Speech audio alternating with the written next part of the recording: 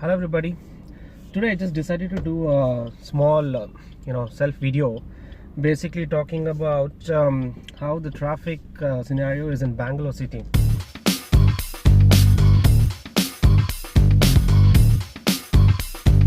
I don't know, I just wanted to just do a video out of the blue. So I just wanted to talk about how the situation in Bangalore city is currently when you're driving.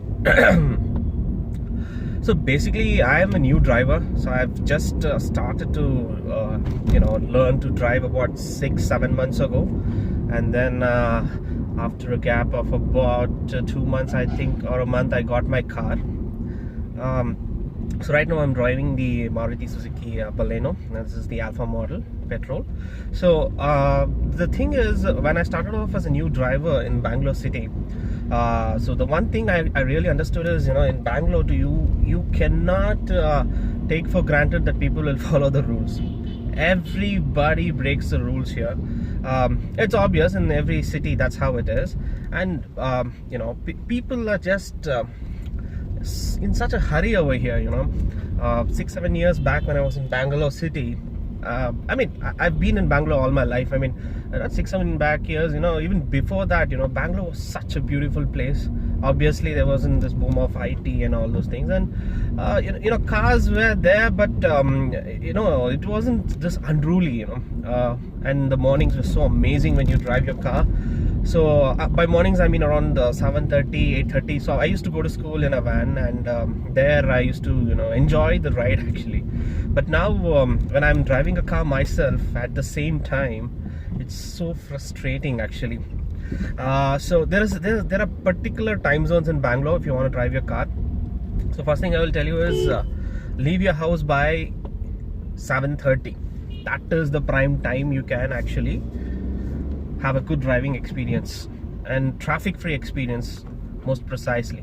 Okay, so once you cross 8:30 threshold, you start to see a lot of traffic building up, and then towards 9:30, 10 o'clock, 10:30, it's incredibly messy.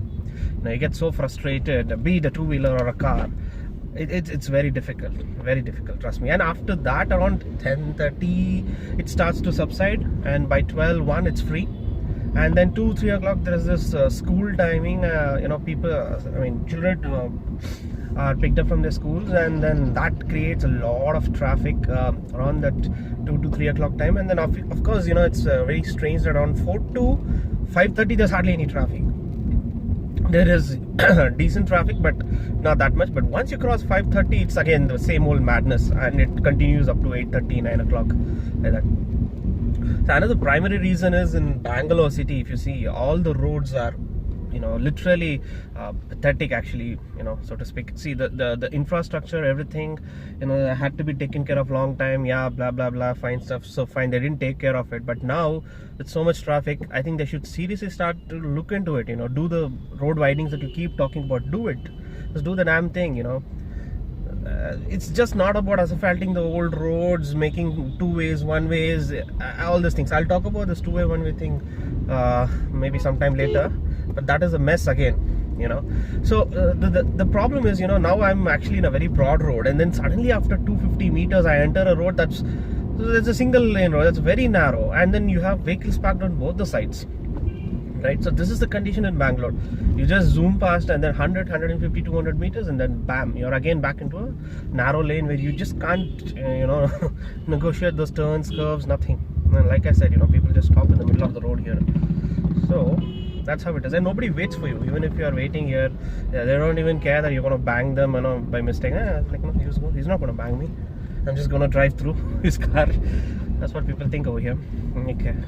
So yeah, so that's kind of weird. And then also there's a problem of speed bumps. People talk about potholes in Bangalore, but then there's a bigger problem of speed bumps. It's so irritating. Okay, I understand speed bumps in areas and where there's residential areas and layouts, that's perfectly fine. But you have main roads, and then bam, you have the same old stuff, and this is after every 50, 100 meters you just have a speed bump. The kind of gear shifting you need to do in your car is maddening if you have a manual transmission car. Of course, That would be one advice. If you're planning to drive heavily in the city, go for an automatic. You will love it. If you're going for a manual transmission, be ready for a lot of gear shifts and learning the mastery of clutch control. Otherwise, you will either wear out a clutch or your brake. Any one of these very soon. I mean, both obviously. So yeah, that's the thing. And then I just wanted to talk about this two-way system in Bangalore.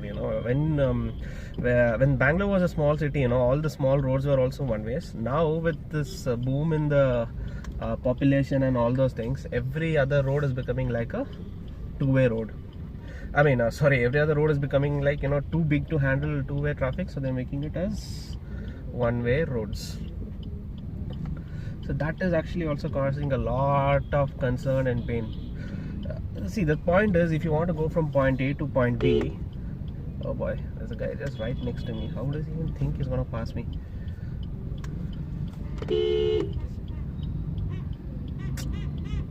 Oh, crazy shit. Right. Sorry for the profanity. Oh, fuck. But this is how crazy it is. I almost banged the median and the guy next to me. This is how crazy it is to drive in Bangalore. Then after one or two bangs, you really get used to it. I think, oh, I almost had a heart attack then. Not because I'd banged my car, because I thought I'd crash the guy next to me. It was freaky. This is what the problem is in Bangalore. People are in a hurry and they don't follow the rules, and somebody's going to end up hurt. Yeah. So back to the thing of two-way roads. So yeah, what I was saying is, if you want to go from point A to point B, there's only so much. There's only so many roads in Bangalore. First of all, okay. So if you make them go roundabout, what happens is a car that had to just go off after 300 meters, 500 meters, stays on the road for about 1.5 kilometers, because he has to come to that point again via that way. Okay. So the concept is simple. You drain water through a single tap. It's going to take a longer time. You drain the same water through multiple taps. What's it going to do? It's going to drain it faster, right? So that's the whole concept here. So this is something that Bangalore Traffic Police or any authority should consider.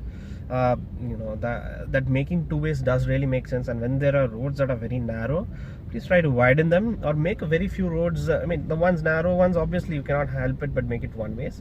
But do make all the major roads and arteries and all two ways, so that it's easier for people to access them. I've seen many a times, people struggling just to get to a point that's just 250 meters away, circling around 1.2 kilometers. You miss the road, that's it, you're just stuck in the traffic. Like it's chaotic. Okay, so that's something. If they implement two-way systems for most of these big roads, it's gonna ease the traffic a lot.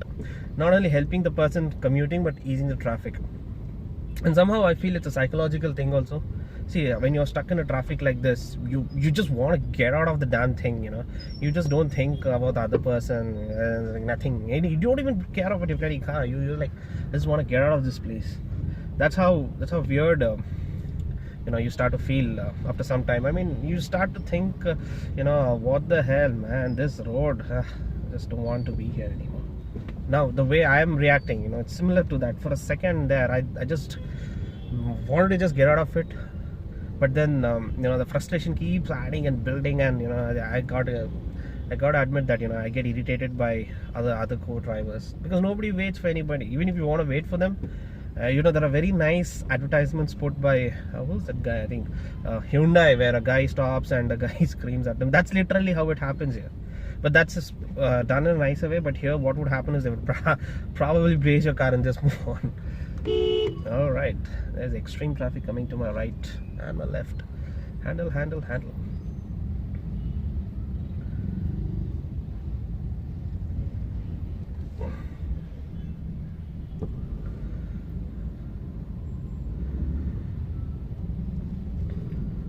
Okay. All right. That was another nerve-wracking moment. So this is how it is, and that's what I wanted to talk about today. All right. So the last final thing I would tell you is, right now it's around it's getting close to about 9. It's 8:54, and the traffic is maddening. like I said, I'm in a very interesting road where the entire road is like 3-lane road. It's a one-way road, and then it all merges into a single lane highway that bends, that has a curve in between where you have to go all the way to the second lane on the bridge, and the bridge is also a single lane, I mean a single lane divided into two. So there you have to go to the other lane to actually get into your lane. It's a very weird kind of an experience. Strange, it is very strange. So I'll probably shift the camera towards the road now, and if you guys are interested, you can watch the video, and I'll probably talk a little bit also, I mean just showing you the traffic and everything. But then thanks for watching the video. If you like the video, please like it and subscribe it. I plan to do more such videos because I think this is something I kind of give back to people, at least talk to them rather than wasting my time in the traffic here like this. I literally have no script, nothing planned for this. I'm just talking as I can talk. So let me tell you, my eyes are always on the road. It's not on the camera over here. I'm just speaking to you out of my mind here. So it's just like having a casual conversation. So thank you for watching. Hope to catch you next time. Bye bye. Just recording from the back camera. Sorry for the weird angles. I'm just trying to manage what I can. So yeah, and so this is the traffic I was talking about. So I'm in a very broad road, and then now I'm entering a very narrow lane, and look at the way the traffic is messed up. So you have to actually see a bit on top to understand what's going on here. See that? So all the roads are blocked here, and there's a freaking weird curve here. That's so strange. I want you guys to see that curve actually. That is the most interesting part of this whole thing. And yeah, I think at least at this moment I feel the motorists are a little bit scared because there's no other way for them to go, so they would rather let the other person drive in front of them rather than going and banging in front of them. So I'm just casually carrying through. Well, there's a Honda City behind me who's almost gonna touch me, but I'm just going through. Yep, there's a guy who just stopped randomly when he has space. Alright, that was harrowing. See, this is what I said, you need to get into the second lane to actually get into the first lane. That's how narrow this bridge has been made. Such a weird construction. They say the army probably didn't give land for them or something. Some litigation, and it took them 10 years to build this bridge.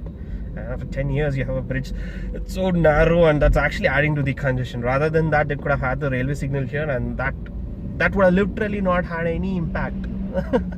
That's how strange and weird this is. Quite crazy.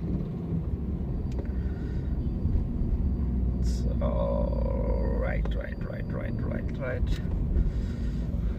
Also, I'm going to be uploading these videos in 720p because HD takes up a lot of memory, and I don't think people want to, I mean full HD, sorry, that is 1080p, takes up a lot of memory. I think people should be okay with this kind of resolution.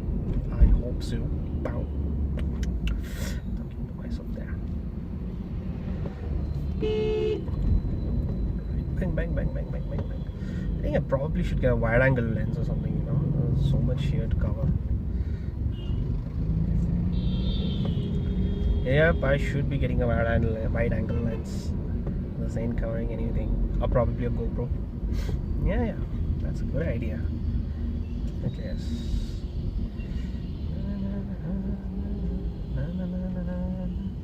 Right, folks, I will just log out. Thanks for watching the video. Please do subscribe.